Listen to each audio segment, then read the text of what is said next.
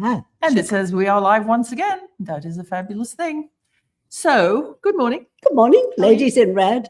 I'm having a baby, so I'm staying in bed. Oh, no. God, let's not go there just yet. So, good morning, our little TeaFlixers. We hope you've got either your kettles on or your corkscrews out or summit, as they say in Yorkshire. And I am just waiting for confirmation from our fearless leader upstairs that he can see us. So, We're good. Great. Okay. We're good. Today's guest, we've been juggling schedules. He's a super crazy busy man, but he has very generously made time. And thanks to Debbie, Gendler, and Candace in his office for sorting it all out with the technicals and everything. British born, I know. Andrew Solt started his career in 1970 as a producer at David L. Wolper's production company. He continued to expand his role as a producer, working on no less than nine Emmy-nominated shows, including the Mississippi Reluctant Ally, shared the win with Jacques-Yves Cousteau and his son Jean-Michel Cousteau. In 1979, he produced his first music show, Heroes of Rock and Roll.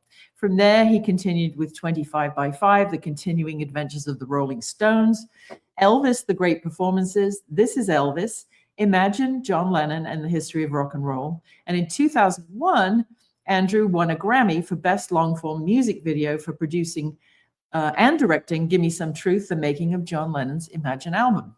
In 1990, Andrew Solt founded Sofa Entertainment Incorporated and acquired The Ed Sullivan Show and edsullivan.com from the Sullivan family.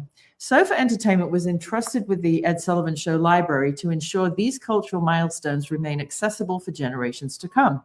After a fortuitous meeting between Andrew and Bob Precht, the archive was purchased from Elizabeth Sullivan Precht, who was the daughter of Ed Sullivan and the wife of the longtime Sullivan Show producer, Bob Precht, hence Sullivan Precht.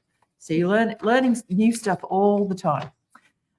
In 2020, Josh Solt, Andrew's son, left Google to lead Sofa Entertainment as CEO.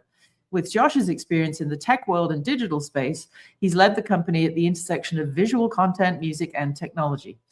Josh is responsible for curating the Ed Sullivan Show brand to evolve to reach new generations the way that they listen nowadays and participate and engage with content. Sofa, S-O-F-A, Entertainment is the copyright holder of over 1,000 hours, including over 10,000 performances of original Ed Sullivan programs, as well as over 150 hours of newly created programming in the form of documentaries, television specials, home video releases, and programs for networks, as well as streaming partners. The Ed Sullivan Show has found an entirely new digital audience where its collection of celebrated TV moments has amassed more than 3 billion with a B. Yeah. Views across digital platforms, 1 million YouTube subscribers, and 1 billion views on Facebook. New programming is constantly being created and distributed via Roku, Tubi, Pluto, Prime Video, YouTube, Spotify, Apple, Pandora, SiriusXM, and all the usual suspects. The Ed Sullivan Show showcased a wide variety of pop culture from the worlds of music, comedy, and novelty, and much more. Sunday Best is a film. If you haven't seen it, it's streaming. You must see it. It's out right now. And more recently, finally, after years of trying, Andrew will tell us, Mr. Ed Sullivan was finally inducted into the Rock and Roll Hall of Fame. So without further ado, I would love to present to you our guest, Mr. Andrew Solt. Good morning. Hello, Andrew. Good morning. Nice to meet you. You're welcome. Absolutely. Thanks for taking the time. Finally. My pleasure. It's an honor. Let's start at the end. Obviously, the most recent thing is the Rock and Roll Hall of Fame induction. But what was the genesis of that? How long ago did you apply? Well, you don't really apply. It was in the beginning run by Ahmed Erdogan and Jan Wenner, and I knew Jan, and I would call him up, starting after a couple of years of being involved with the Ed Sullivan Show, to say, why isn't Ed Sullivan in the Rock and Roll Hall of Fame?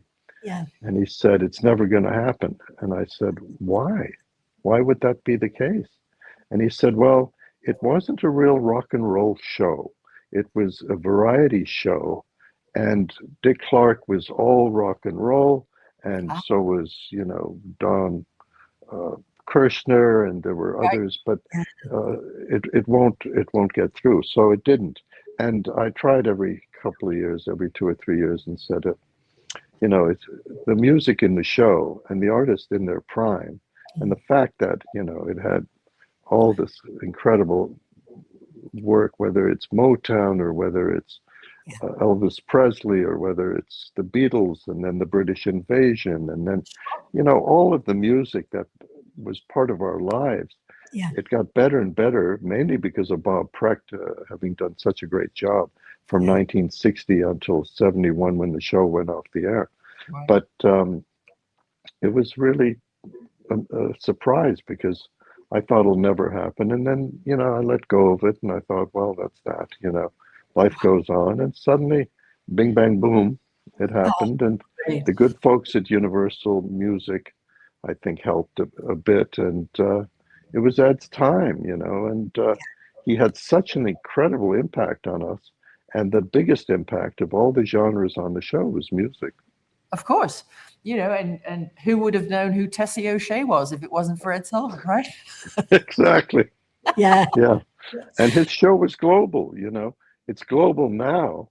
Yes. He opened the American living room. Everybody watched on Sunday night at Sunday 8 night. o'clock on CBS. And families would be pulled together because there was one TV in the home. That's And when right. the show started, there were only 40,000 TVs. They were all in New York, and there was no such thing as a national broadcast. So, you know, it was, you know, in the very, very beginning of television, and Bill Paley ran CBS, and he had the radio company. And Right. then he said, you know, I want to be on the television thing. It's going to be huge. And he created what was known here as the Tiffany Network. Right. It was always winning all the awards. It was always top of the ratings. It was always high quality television. Yeah. And CBS was originally Columbia, right? The Yeah. Columbia Broadcast System is what I think it stood for. Correct me if I'm wrong. Exactly. No, you're right. Yeah. Because it's like the old RCA, HMV, His Master's Voice. Do you remember the dog sitting next to the Sure. microphone? We had some old RKO. You used to I work worked for. for RKO. When they first started home video, I worked for them. Yeah. And that was Really? Radio Keith Orpheum. That's right. See? Yeah. See, And I loved their record store in London, right on Yes. Piccadilly, right That's near Piccadilly Circus. They had Yeah. that huge record store. And Yeah. I loved, you know, I went to London almost every 2 years, starting at the age of 10 or 11. And my grandmother lived there. And I only had one grandparent. And it was a great way of seeing her. And then I always loved Europe. And it Yeah. was London is where I was born. And it has a very special place in my heart. But when the Beatles hit, and I couldn't understand exactly Liverpudlian, the accent, that was another transition. But then I tuned my ear and I said, I get it. And they were so clever, they were so funny, and most of all, they were so brilliantly talented that they changed the whole course of music history, as we well know. Yeah, I think if you're from Liverpool, the sense of humor is just in your DNA, because when you Yeah. think about when the Beatles grew up, it was post-war, it was a black and white world. They were all, I mean, when you think about it now, to think of them as war babies, but they were all born during the war, during the Second World War, and they grew up playing on, you know, bomb shelters and whatever in a world of black and white. So if you weren't able to laugh and be self-effacing, you probably would have just jumped off the roof. You Yeah. know, it's just anyone you meet from Liverpool on the whole, you know, if you meet somebody miserable and they say they're from Liverpool, you ask them, "Are you really?" Really. It can't be. Yeah, it's But are true. And it's also the music came in through the port. That's It right. was so important, so they could get the American records somehow. And then the artists and the Beatles and the Stones and everybody who was interested in music, you know, went from Lonnie Donegan That's to, right. you know, what's this American rhythm and blues stuff? What's going on in America? Because America was kind of at the forefront of the music, Yep.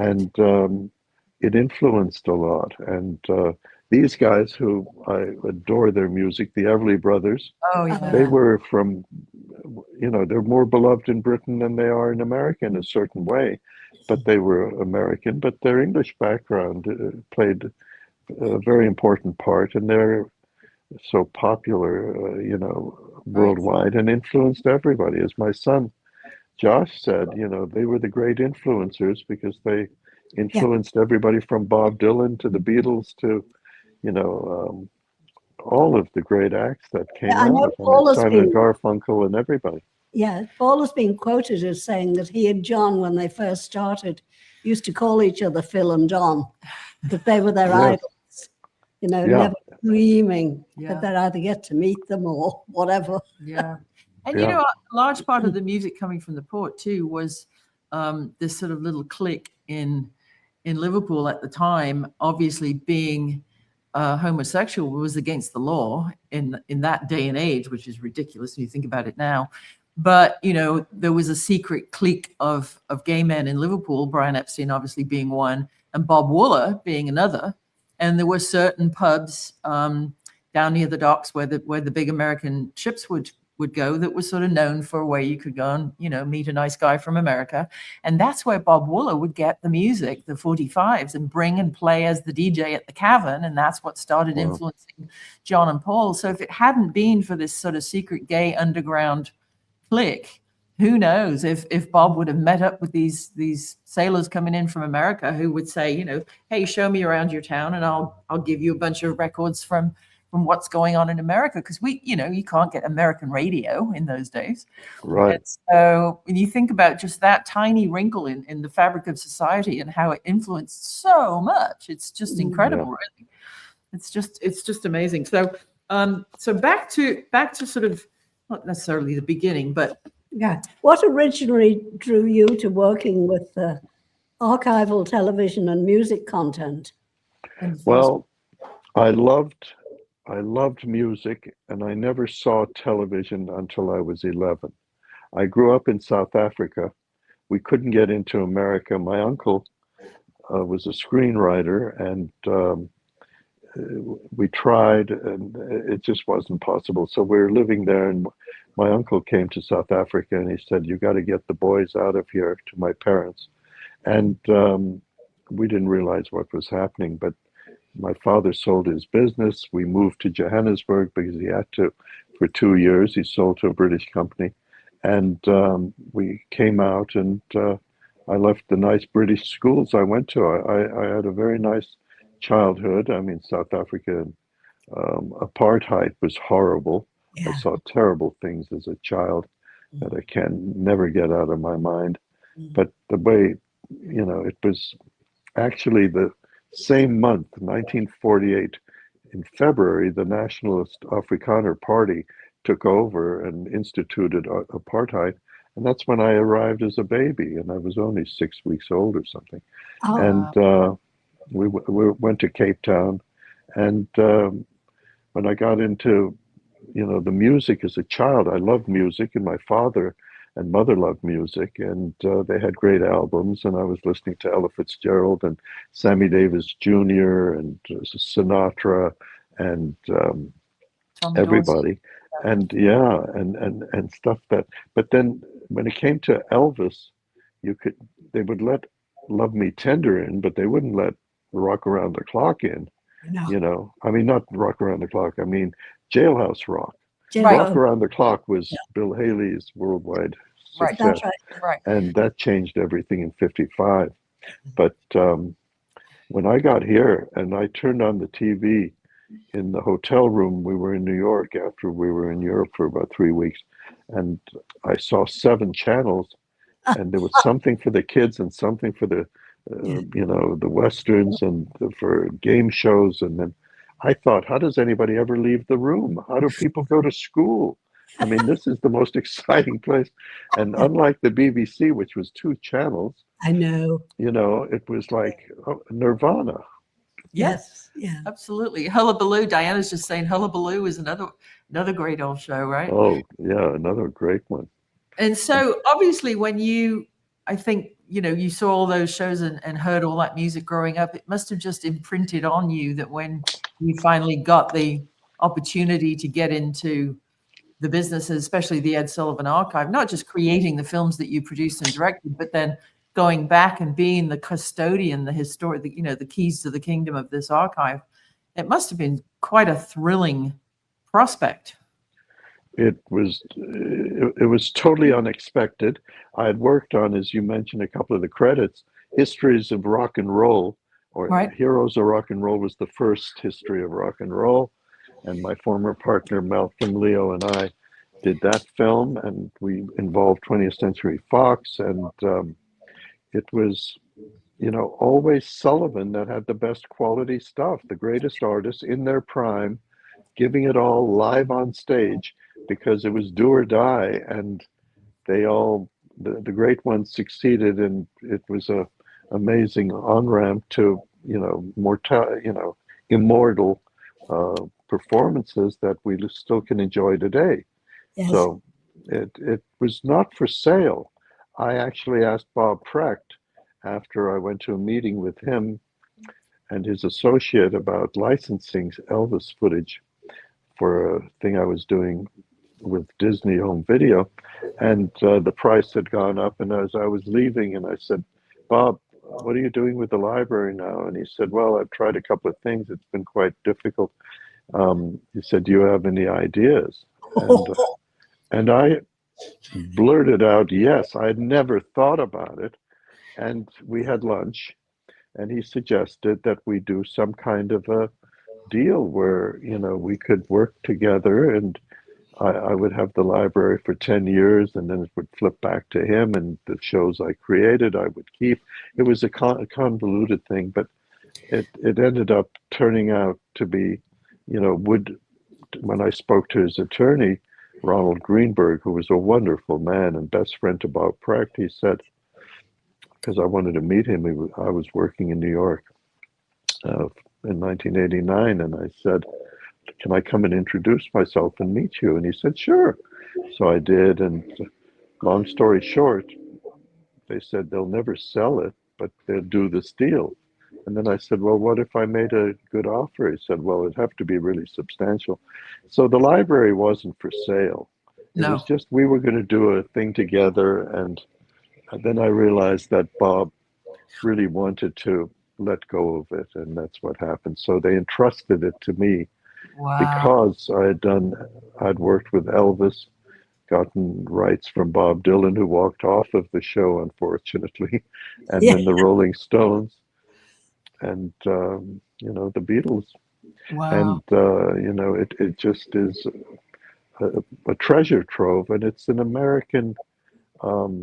It's a unique show. There's nothing like it. Absolutely. Well, now it's been obviously preserved color, digitized, and we can see it in color. It's absolutely, it's a digital icon. It's like the Sphinx or a pyramid, isn't it, of the digital world? Yeah. When you think about how many shows were there or how many seasons were there altogether? Well, it ran for 23 years. It started in June of 1948 when television started. I mean, literally, they knew nothing. And Ed Sullivan had been doing these charitable shows called the Harvest Moon Ball, I should say. And he ended up being known by, his column. He had been a sports writer. He had grown up in, been born in Harlem, moved to Port Chester, and he just... was passionate about this one thing, which was he could do the show. They gave him no money. Marlo Lewis was his producer, and they kind of invented television, and Ed couldn't perform like a normal comedian or a dancer or singer might. And what he did was he could produce very well, and he selected top talent, and he had a golden gut, and he knew instinctively who would maybe make it. And he was also principled. He made sure that Paley gave him full control of who he put on the show. And he loved Black artists, and he loved foreign artists. He loved giving the global view to the American audience. Yeah. Diversity in practice all those years ago, when you think. Exactly. Without a hashtag like DEI, he was just quietly doing it and bringing it into living rooms and bringing it into the culture. It's it's like Norman Lear, same thing, right? On the writing side, he sort of held a mirror up to society and said, this is all who we all are. This is how it should be. Exactly. I don't know that Ed Sullivan gets enough historical credit for, that kind of diversity and inclusion and humanitarianism, really, when you think about it. He was just trying to level the playing field for everybody. That's true. And this film, Sunday Best, which was Yeah. produced by Ed Sullivan's granddaughter, Margot Speciale, she did a great job. And the director, who was Sasha Jenkins, was brought on. I think he was the second director. And he had an instinct, a feel, an editorial gift, and he made a fantastic film. And sadly, he died just before it came out on Netflix. So he passed at 53 or 4, and he was a great journalist, great filmmaker, did incredible films on numerous subjects. Like he did a great 3-hour documentary on Louis Armstrong, but he did so many, and he really was gifted. And sadly, he didn't see it happen. But we don't forget him, because without him, this conversation wouldn't even be happening. Well, what a legacy, though. And if you're just tuning in, or if you missed the top intro, you have to see Sunday Best. You can see it on Netflix now. It's truly amazing. So going back to the archives. Yeah. Are there any hidden gems within the Ed Sullivan Show archive you feel deserve more attention today? Well, my son has done a marvelous job of bringing it into the contemporary world with the new technology. I could not have done this. When streaming happened, after we had made 100 hours of shows, we got all rights for television, and then it turned out there was something new called electronic television, and we needed electronic rights, so we had to re-clear all the music, which was about 1,200 songs. But we did, and 99+% of the publishers said yes, this will be an upgrade. So that's how we did it, and we always paid the artists, and we always paid the director, and Ed wrote his own intro. So it was a labor of love on his part. It was his raison d'etre. It was the reason he lived. He lived for Sunday Nights at 8. And when you know a little bit about live television and the stakes, and you're going from a dress rehearsal 3 hours, and then suddenly having to cut some acts or change some things or change the order of talent, etc. He had an incredible instinct, and he had an instinct like a journalist, because he was, for what would be big. And he knew that the Beatles would be big. Even Bob Precht wasn't sure that 3 Sunday nights in a row in February of 1964, which is called February Sweeps, the old rating period, that it would be a little, it had never been done. Even Cliff Richard, he hit the top 20 in America with a song, but no British act had come over and just swept us away. But the music had arrived in September of 1963. That's right. And then President Kennedy got killed in November. That's right. And the country went into what I call a depressive swoon of some sort. I mean, it was so upsetting. I mean, I was like 14, 15, and I'd never seen our parents' world crumble like that. And those 4 days in November. Anyway, the Beatle timing and their music, and how uplifting it was, and how different it was, and the fact that they kind of were waiting cleverly for to be a #1 song on the American charts, it all lined up perfectly, because Brian Epstein came in November of '63 and signed something on November 11th, I think. 11, and then it was 11 days before the Kennedy assassination. And, it brought us out of that depression a bit, at least the youth. It was so different, so new. We'd heard the music, but we had not seen them, sing and dance or move. We didn't know what they sounded like. We only heard the music, and boy or girl, we were all singing it.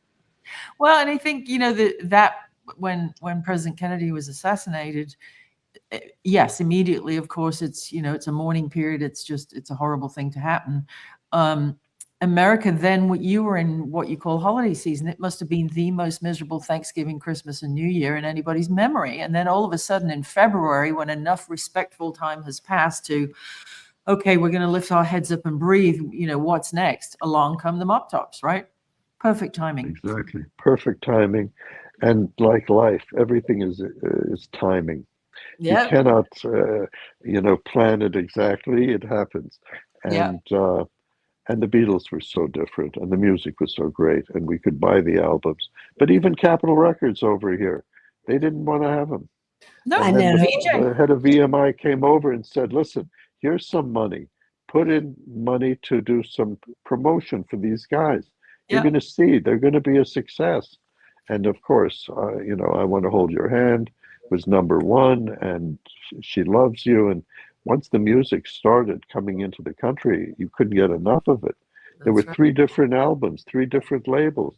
They had been turned down by everybody. That's right. Oh, yeah. In England. And in fact, George used to send our dear departed friend Louise Harrison, his sister. She lived in Benton, Illinois, and he used to send her little acetates and stuff. And she would be in her car driving up and down to Chicago, knocking on radio station doors and, trying to get them played in mid to late 63. So Louise did her part as well. And the fact that she was a woman meant she was not very welcome. Yeah, no, I mean, who's this? In those days. Chick knocking with a funny accent, knocking on the door, With her saying, brother's will you play me brother's group? But yeah, she was very nice. She used to come in here every so often, and I loved her stories. I mean, it was amazing that George was in America before the others, and then came back. Yeah. And then he almost missed the show because of his laryngitis. That's right. And it was all happening so fast. But New York was transfixed and transformed by their arrival, and the music was ever present. It was like just part of the gestalt. It was the soundtrack that just the city came alive, and everything was Beatlemania suddenly. And that's right. Yeah, that's why that famous photo shoot of the Beatles in Central Park on the horse and carriages. That's why there's only 3 of them, because George was in bed with laryngitis. They wouldn't. It was cold, February, and they wouldn't let him out. So it's funny. Funny. You don't think about, I'm going to snap a picture. Oh, only 3 of them can come. And now it's like, in fact, a dear friend of ours, Nick Matsorkis, in Austin, he was in Aspen, Colorado, and he saw this. I'll send you a photograph of it afterwards, Andrew. It's a picture of like right before the curtain went up at Ed Sullivan that famous Sunday night. And the story goes that this photographer had forgotten there was a photo call for these 4 English fellas called the Beatles or something. And he had his photo pass, and he went in, and they said, oh, well, we're clearing the floor now. Everybody's, going, but you can go upstairs in the balcony and see if you can get, a shot off. And he had 2 frames left on his film.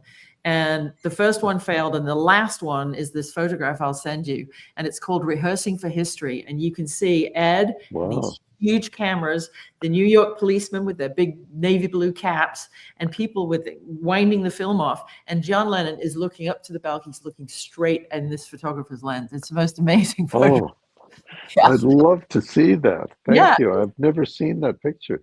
Yeah, it's called Rehearsing for History. It's a limited edition print thing, but it's just absolutely incredible. It was literally the last frame of photo taken of them before they were instantly world famous. You talk about timing. That was it. Yeah. And this guy parked up on the curb and the no parking zone. And he just thought, I'll just run in and see if I can get a shot. And wow, what a shot that is. It's amazing. Yeah. Thank you. I look forward to seeing it. So here it's a question of, artistic balance. And I know you and Josh probably work on this together, but can you talk about pieces of, excuse me. Wrong glasses? Yeah. Wrong glasses. Old plays. Wrong glasses. Props, cold props. 96-year-old eyeballs. Yeah. Other glasses, yeah. Can you talk about the process of selecting which performances or moments got highlighted across digital platforms? Yeah, well, how do you choose what to feature and when? Well, in today's world, we have 200 playlists up.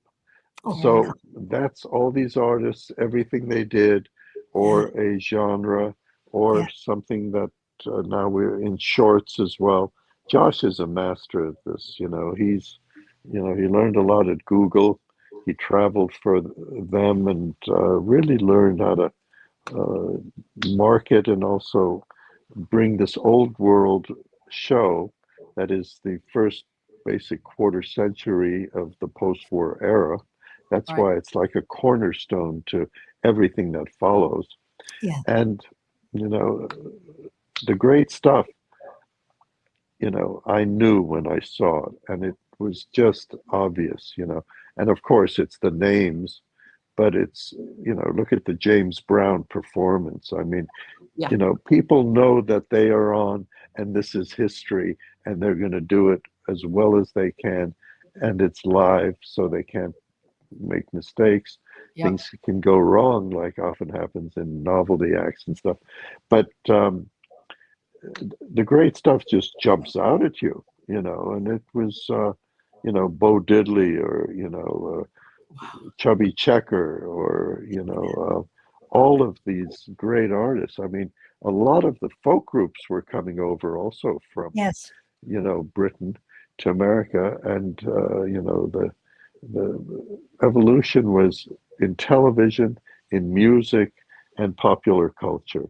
And Sullivan had that understanding, and he wanted to, make the show global. So he Yeah. would spend every summer traveling.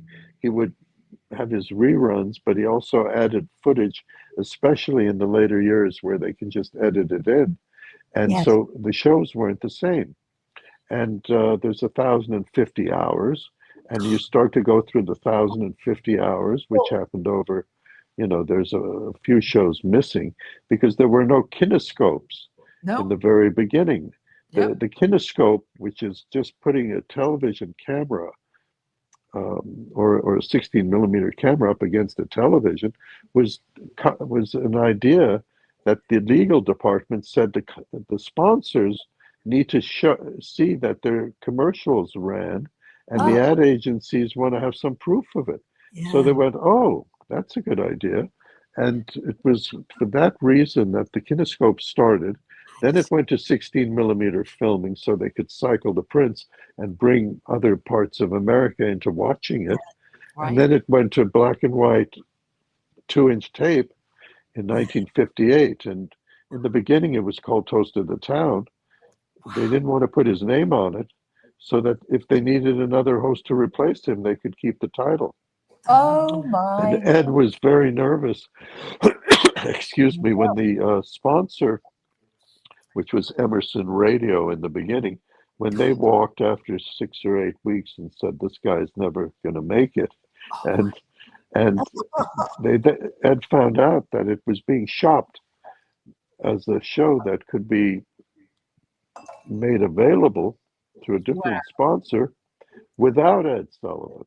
Oh And my. that's when he had to work 7 years as Toast of the Town before, in his new negotiation, he said, and now the show that everybody calls the Ed Sullivan Show, I want that on the show. And then they got that. And, Wow. so every 7 years, the contracts were, and after, it was in 1964, September, when he negotiated a new deal and basically said, I'm tired of being a salaried guy. I want to have my own company. So he set up Sullivan Productions, Inc. And that's when they decided, Bill Paley said, you can have all the shows that you make from that point on. And he said, well, why don't I have the old ones too? And then the talks broke down. And then Paley decided, give him the shows. Nobody's going to want to watch old variety shows. And then Ed Sullivan ended up with a whole library, and that was the family treasure. And when Bob brought, me into the picture, it was like entrusting it to me. And it is a little bit like a tiny, tiny corner of the Smithsonian or something. People call up, they want the history, they want to know, they want to see. So there's a lot of kind of a service aspect to the show where people have a right to see their own performances. And, you know, we have a very good relationship with the most important part, the talent. Yes. It's all about the Wow, talent. the talent. Yeah. That's right. That's incredible. Our friend Karen from Edinburgh, Scotland, is saying in the UK, there was a show called Oh Boy, which captured the raw energy of live performances. Only ran until May 59, but it set the template for UK future pop shows like Ready, Steady, Go, and later the American show Shindig. Was Ed influenced by any of those other shows as time changed and he was becoming more contemporary with guests, do you think, or he just stuck to his brand? That's a very good question. I think they were influenced by him, but they were shows that were more specific Music. to music. They didn't have the other genres, a little bit of opera, Maria Callas over here, you know, plate spinners or Senor Wences or that Oh, famous yes. mouse that came in. Topo Gigio comes in because Walt Disney Talking was mouse, put up yeah. against, you know, against Sullivan. So Yeah. somebody at CBS said, you know, if Walt Disney's going to be the competition, Ed needs to work with some puppet or something. So Topo Gigio comes in, and you know who wrote for Topo Gigio was an American comedian. I don't know if you're as familiar, but she's famous over here. Is Joan Rivers, Oh, wow, of Oh. course. Of and course. Joan Rivers wrote for Topo. Oh, And my after a while, she said, "Mr. Sullivan, I'm trying to be a comedian. Can I have a chance to step into the spotlight on your stage instead of, you know, just writing the material for you to talk to the puppet?" And Topo Gigio is beloved, and Joan Rivers became a superstar. Oh, Yes. my Lord. I never realized she was behind that. And then there was, do you remember Shari Lewis and Lamb Chop? Yeah, I I knew mean, her. She was great. She yeah, did an interview with me too. Joan did.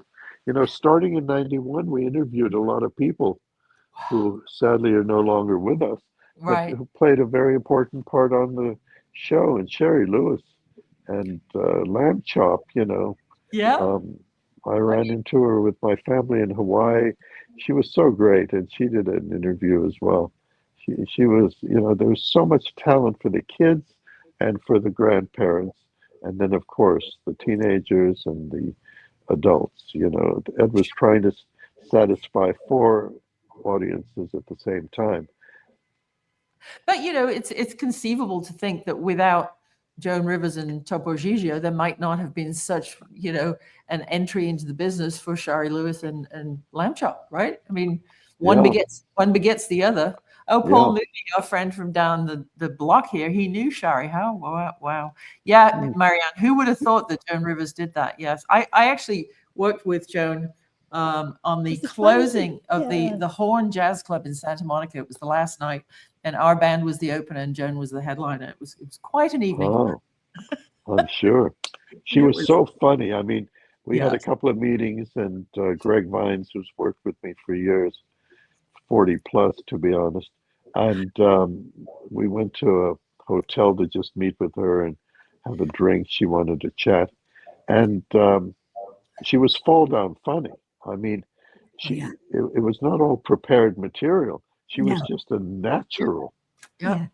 And Yeah, half of it came from her curmudgeonliness. You know, just yeah, I mean, she would things would come out of Joan's mouth that not just that night, but in her career that you would think, God, yes, you know, that's annoyed me for years, but she's now sticking a pin in it. You know, she would find things that be like, Mhm. yeah, you know, that is annoying, and I've just never vocalized it. yeah, It was kind of yeah, like therapy, wasn't it, with Joan? You know, yeah. she would whine on your behalf.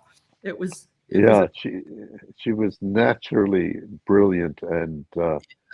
and you know, it's also Jean Carroll was a woman who was the first American comedian to stand on the Sullivan stage. I mean, it was unheard of to have female comedians, and Yes. now the most popular comedians pretty much are Yeah. females, and in music too. You know, some of Yeah. the most Yeah. desired, you know, talent is always they call get me a diva. You know, they don't want to do as many documentaries as as they, except when it comes down to, contemporary female Yeah. stars. They're kind of controlling a lot of the music business, starting, of course, with Taylor Swift and her Right. incredible story. But they all are influenced. I mean, Absolutely. the Beatles come up all the time, the Stones come up, and it starts with W.C. Handy being on the show, the Yeah. father of the blues, all the way to the Jackson Five. Who? And, that arc of American Yes. popular culture, music, television history, and Right. is what always appealed to me. And I didn't realize W.C. Handy had been on the show. I mean, W.C. Handy, who, if you're younger listening to this, gets a shout out in one of the verses of Mark Cohn's Walking in Memphis, fabulous song. But I did not realize that, I mean, the show does stretch back that far, doesn't it? yeah, he was known as the father of the blues. Yes. And then comes gospel Yep. and rhythm R&B. and blues, and Yep. then out of that comes Motown. Motown. And I mean, it's and the relationship with Motown was like as Berry Gordy says in Sunday Best, he said this was a marriage made in heaven. I was trying to get my artists onto television, and Ed made that possible. And the first Motown act was 13-year-old Stevie Wonder in black and white, just before the Really? show goes to color. Yeah, just before the Beatles were on, Stevie Wonder does Fingertips Part 2, and it was a #1, and he broke all the barriers. And then came the Supremes, and then came the Temptations, and then came Smokey Robinson, and I mean, Four Tops and Gladys Knight. I mean, it just is the greatest library because this relationship was so important. And Incredible. Smokey's work and how Smokey started writing and producing and being such an important artist. And they all talk about it. Sullivan was where to be on Sunday night. I mean, in those days when there were much, much fewer televisions, it was often 30 to 35 million people watching on Sunday night at 8. Good grief. And they certainly weren't watching 35 million sets. They were all gathered around in groups, right? Yeah, but I mean, it was 35 million people because they averaged probably 4 per house or 3, whatever that number is in the ratings. It would come on, the Nielsen's and the trend ratings in the beginning. And Ed kept his eyes on the ratings. When Steve Allen had Elvis on and humiliated Elvis, Elvis would never watch that film again because Steve Allen had him singing to a hound dog and then doing a candy bar, a Toto bar commercial and stuff that he, put Elvis in, singing to a dog in a tuxedo. And Steve Allen, was really kind of not clearly in favor of rock and roll. But the ratings were so big with Steve Allen that Ed called up Colonel Parker and said, you were offering your boy for $5,000, and I'd like to take you up on it. He said, Mr. Sullivan, that was before this moment. Wow. It's not for $5,000. I wanted him on when nobody knew too much about him, and you said no. He said, but now it's $50,000, but he'll appear 3 times. And Ed was going, oh, wait a minute. Oh, no. CBS was going, 50,000. Nobody's ever made 50,000. And he got 50,000 for 3 appearances. Do you think Colonel Tom Parker deliberately allowed Elvis to be humiliated to get those numbers up? No, I think I knew Colonel Parker very well. And Peter Guralnick, my dear friend, who's the greatest music writer, I think, alive, or at least in the top 5, that's for sure. He's written a book called The Colonel and the King. Okay. And it's so interesting because it's much closer to the Colonel Parker I knew, and yet there's so much in there that I never knew about. It explains how he stowed away and came to America and, was 15 years old and got to Florida and they basically threw him back on the ship and sent him back. He was came back and no, he was Dutch. Dutch. Dutch. Okay. I thought he was from He was, Hungary. yeah, he was Dutch, and he had this dream about America, and he came over, and he never got himself a passport. He never wanted anybody to know that he was from Holland. Oh And my. that all came out later. I don't think Elvis knew it either. Oh, Otherwise, and that's why it's so frustrating that Elvis never got to Britain. But Colonel Parker, who called, was kind of a Kentucky colonel, that's why right. it was an honorific instead Yeah. of, And just an earned in the military. And Lieutenant. and Oh, yeah. he didn't have a passport, so Elvis didn't get to travel Oh my Lord. outside the country. I mean, he once crossed the border to Canada and did a concert there, but the most he went to was Hawaii. I And was then, going of to course, he was in Germany, and he wanted to go back and perform and stuff. And Colonel said, no performing in Germany. And the officers at, where he was based said, he really needs to play for the officers. And Colonel Parker said, my boy don't sing for no money. It's not happening. And he wouldn't do any favors. He said, no, he's just going to we're putting out records while he's over there. And when Elvis came back, he was different. In 1960, it had served 2 years. Yep. And when he came back, it was kind of watered down Elvis, who wasn't sure that he was going to find a place in American Yeah. popular culture. It was the era of the Bobbies and the Billies and, Yeah. all the teen Bobbies. idols. And the Rickies. Don't forget Ricky Nelson. And the Ricky was selling records. Oh yeah. Ricky was a huge star through Ozzie and Harriet, the show that his Sure. parents put on. We did a lot of work a few years back now with Matthew and Gunnar, his twin sons, and they've got Nelson is resurrected as are all things rock and roll. And they played a huge 35,000 seater gig in Milan, Italy last night. So what's old is new again. They've just done one of these huge rock cruises. They have an interesting thing. So it's the Nelson family hybrid show. They own the Ozzie and Harriet footage archives, and so they run some of that and tell stories about the grandparents because they're the third generation of Billboard #1 and million selling people, and then they play Hello Mary Lou and Garden Party, and then they do After the Rain. They do this whole Nelson family show. Fantastic. It's really, really good. If you see it coming, I think they're coming to.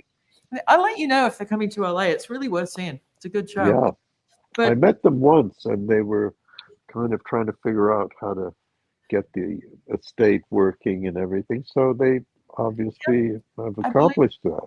I believe they figured it out. I don't get into the management side. I don't talk to them often anymore, but we did help them build their fan club database and do email blasts and fix their websites and all that digital stuff, that Josh world, in other words. Yeah. But, so when you talk about, your relationships with people like Bob Precht and whatever, in the old days, there are the new folks now, the Ted Sarandoses and the streamers and whatever. How do you, Yeah. What role do no partnerships? No, what role do Partnerships? There you go. Oh, I'll print it bigger next I'll week. have to clean them for next week. Well, what role do partnerships, whether it's streaming? Well, we're streaming on Fast a lot. We started with Pluto, which was CBS. Okay. And is still CBS connected. And we're on Roku, and we're on Amazon Prime Video. We're on about 5 or 6 Fast platforms. Fast is advertiser-supported television, where you don't actually pay a streamer. We would like to eventually evolve and do other projects with the bigger platforms, obviously, but we wanted to, get moving faster, and that's the way it played out. But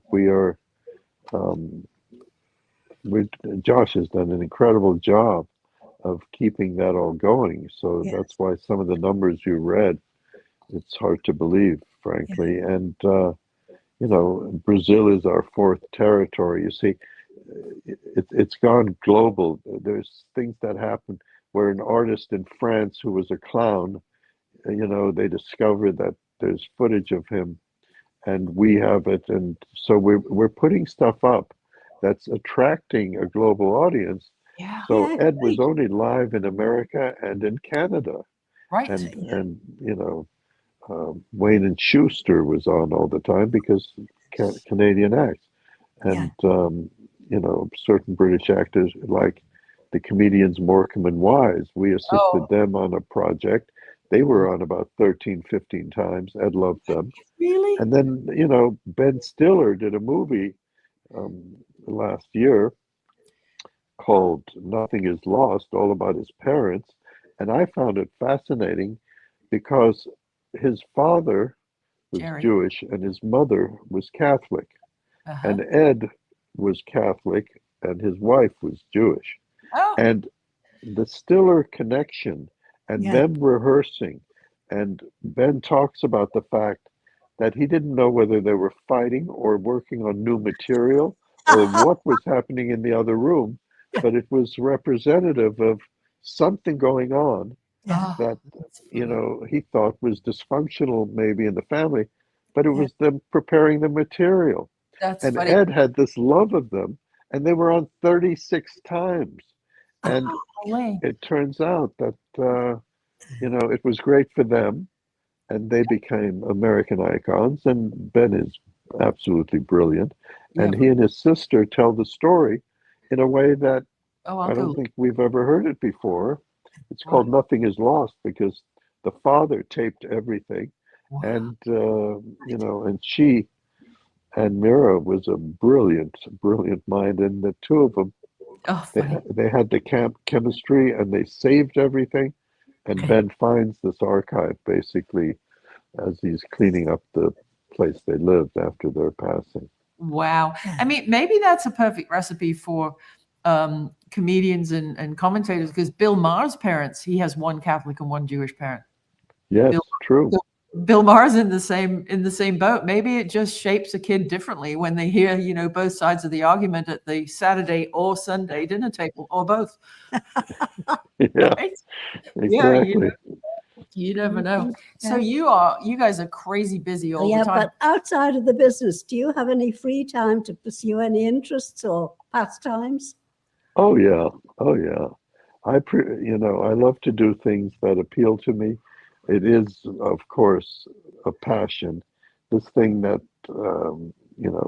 I've been fortunate enough to be involved with is the gift that keeps on giving. Because, to It's be great. honest, there's not a person and no one at the office or anything, or in the company, has watched the 1,050 hours. No. And we have done a deeper dive now since Josh has been CEO than ever before. So we keep coming up. And there's some new Sammy Davis Jr. piece I just saw. And, we always gravitated towards the big names and the key performances. And it's like most libraries are like 10 to 20% is what's really usable, and the rest is not Right. quite there. Right. Well, the ratio is much better in Sullivan, and it's a great pleasure to be involved with it. It's like having an adult sandbox to play in all the time. Yeah. It's you're finding stuff, and we're finding stuff by deep dives, and people are calling and asking for things to be licensed that Great. we go hunt down, but we are constantly drilling down and finding additional gems, additional performances. I'd like to have medleys often with the number one hits or the top Oh, hits of an artist. And sure. then other times the artist said, no, I would like to introduce a new song and see if it can become a hit.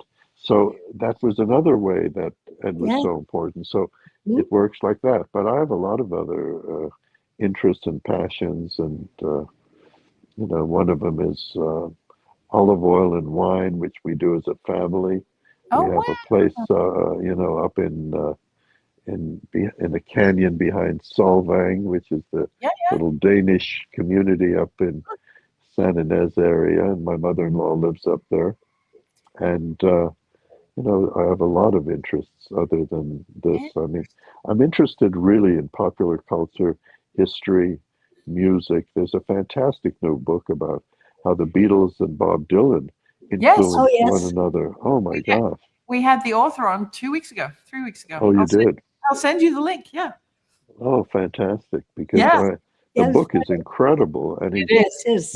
you know, I always knew they influenced each other to some Yeah. extent. You hide your love away and you get the sense, that they are, but he tells that tale and it all ties to everything that happened.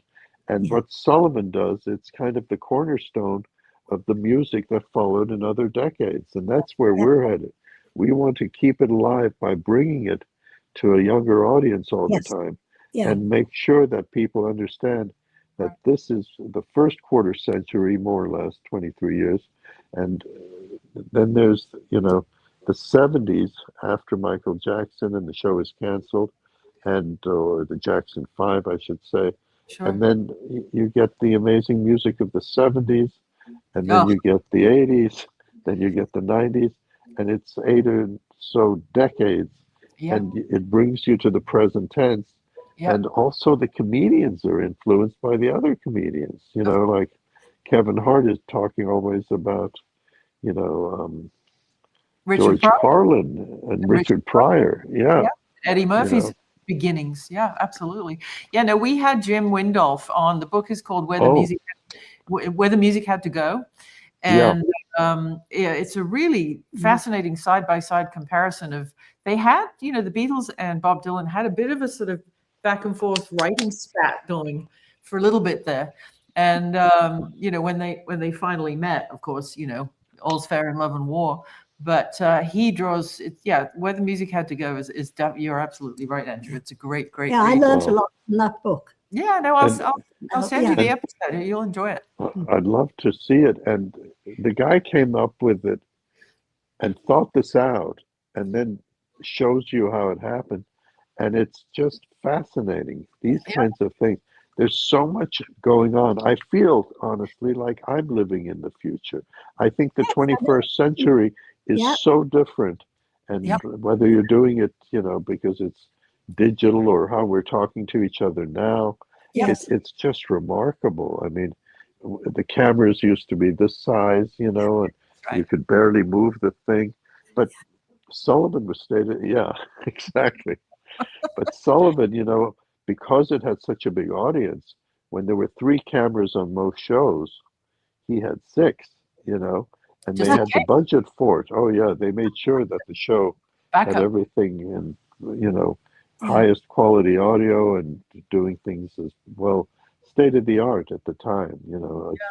Today it's old fare, but we have machines here in the office that we transfer material on. We've made many copies because after 9/11, I thought to myself, my God, if it had happened here and suddenly everything was gone.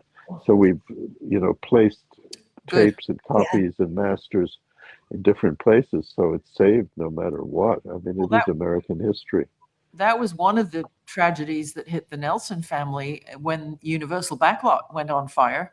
They lost the masters to Ozzie and Harriet, Oh my God.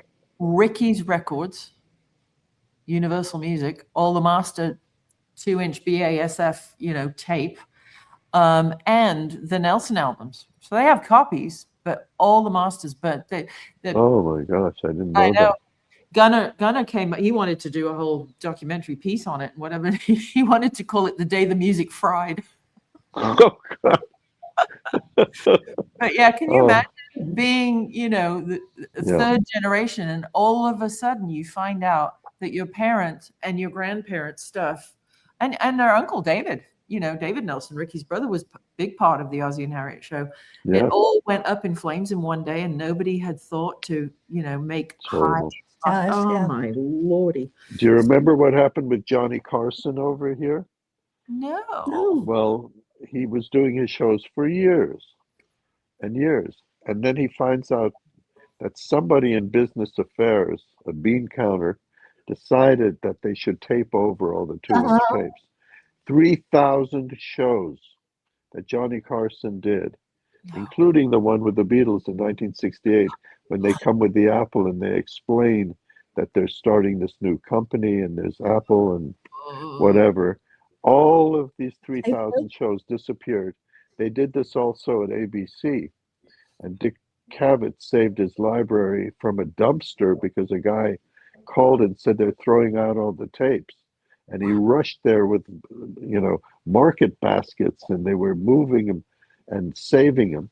CBS didn't do it. CBS had a policy of saving it in Fort Lee, New Jersey. And CBS, because of Paley and the broadcast history and the Museum of Broadcasting, before it became the Paley,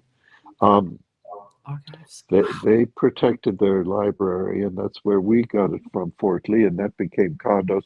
I mean, everything changes, but one really has to go about, doing what Marty Scorsese did with the movies. Keep the quality, keep the art, protect it, fix it, save it. And that's what, in a weird way, we're doing with television. Because, this is something, a story about how it's lost is heartbreaking. Absolutely. Well, thank you for doing that and having the vision to do it, and your wonderful son and your wonderful staff, and just really preserving it for not just for us now to watch, but future generations. Because once it's in the cloud and digitized, hopefully it's there forever, unless the server farm, takes a dump. But you sound like you guys have it all backed up 8 ways from Sunday, which is fantastic. So as you look to the future, what are your personal and professional hopes for the whole business? Do you hope that more people will go back and realize the value of what they have and start archiving it? You mean non-Sullivan or Sullivan? Yeah, no, non-Sullivan. People in general, like, the Nelson family, or we're friends with John Carter Cash, and I know he's got the Cash Cabinet studio, and I think because of people like you and Josh, people are realizing now, oh boy, it's not just the monetary value. Yes, you have to run a business. Yes, you have to pay your bills, but I mean, I'm sure you'll agree that it's the intrinsic and the artistic and just the humanistic value of being able to say, I had that, I saved it, and here it is. I mean, I think it's a responsibility. Okay. I think it comes with the turf. I mean, from the beginning, we transferred it. You couldn't see the Sullivan stuff. It wasn't available. If you wanted to license something, you had to have it taken to a lab. You had to pay for it to be done, and then you work it out with them. It wasn't, when we brought it out from New York or New Jersey, it came in a huge 18-wheeler truck. And I had put aside $30,000 for this truck to come.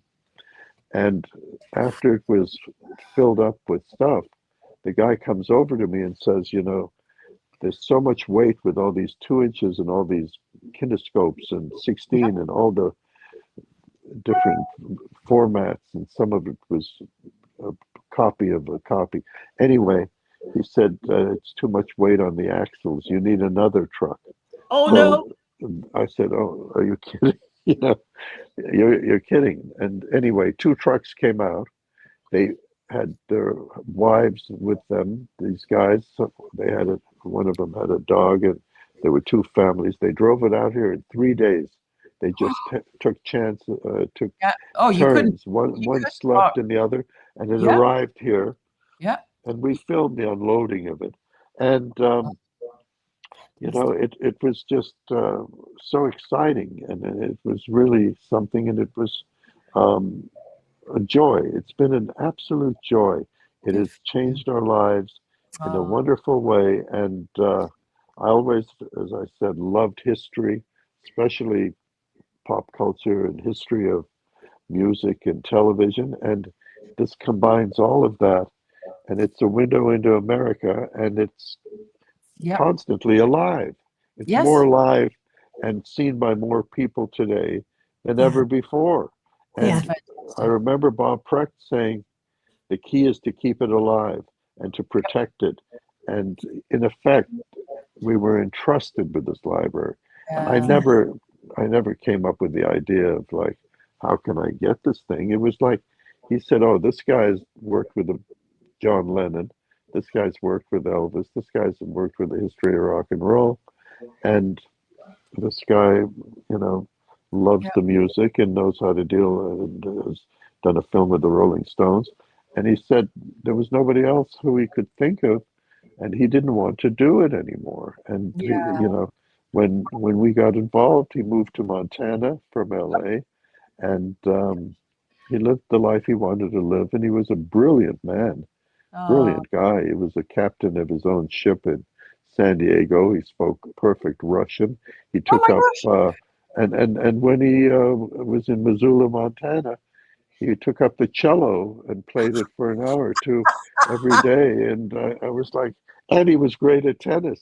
He loved tennis. Oh my Lord! And Are we my sure? father-in-law was a tennis nut, and he was also, he won Wimbledon, and my wife's father, and Good God, what's his name? What was his name? Robert Falkenberg.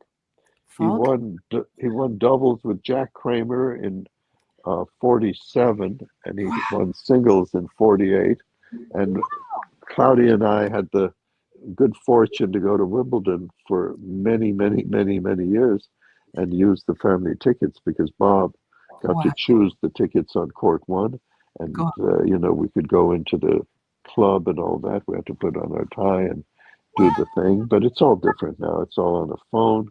And he was the longest living member of the Wimbledon club. Wow. And when he passed in 22, and eventually you lose the tickets, but we only had him he had him for 75 years.